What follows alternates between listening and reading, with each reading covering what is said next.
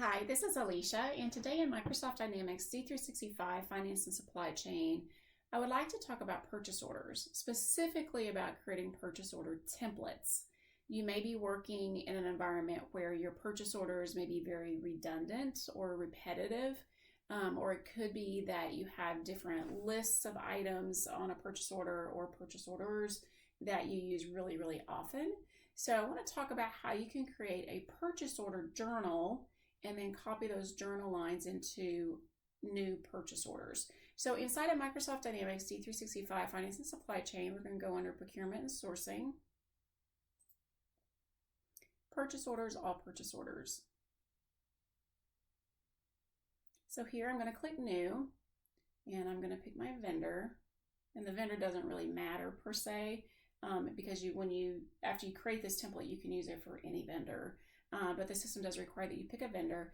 And down here under purchase type, based upon the way you have your parameter setting set up, yours probably defaults to purchase order, but there's a setting for that in the procurement sourcing parameters.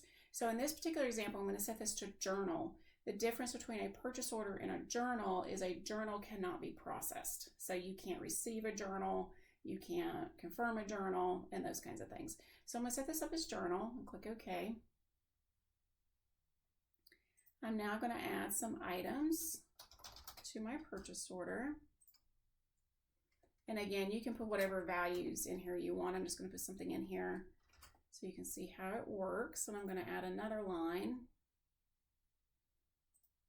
so that we have more than one.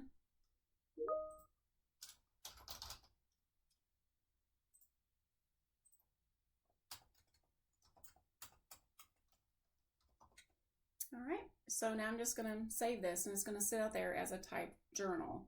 So again, purchase type is journal. I'm going to create another purchase order now and use that template. So again, I'm going to pick a vendor, and it can be the same vendor or a different one. It doesn't really matter.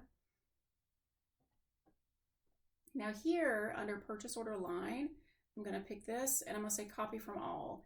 Instinctively, you would think to pick purchase from journal, but I have not been successful in doing it that way. So I'm going to say copy from all. And then once I'm here, I'm actually going to personalize my screen by right mousing and say insert columns. And I'm going to add that purchase type of journal here, so that way I can query on that very easily. So here for field, I'm going to look for journal. Oops, let's see, contains, oh, it's type, sorry, it's purchase type. All right, so purchase type and update.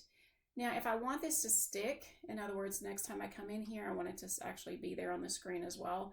I'm going to go up here to where it says standard view and click the drop down, do save as, and we can just call it PO type, something like that. If I want to pin that as my default, then I can just hit that slider there and click save. So that way it's in here every time. Now, if I want, I can query on journal. And there are my purchase journals. So again, I can have different ones if I want. And there's some fields up here at the top you can select and stuff. I'm not going to get into that at the moment. But like if I want to copy both of these lines to my new purchase order, I just select those lines and click OK.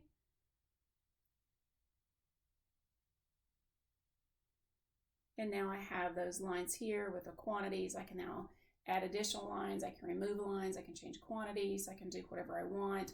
And then I can submit it to workflow and go through the normal approval process. So I hope you find this helpful.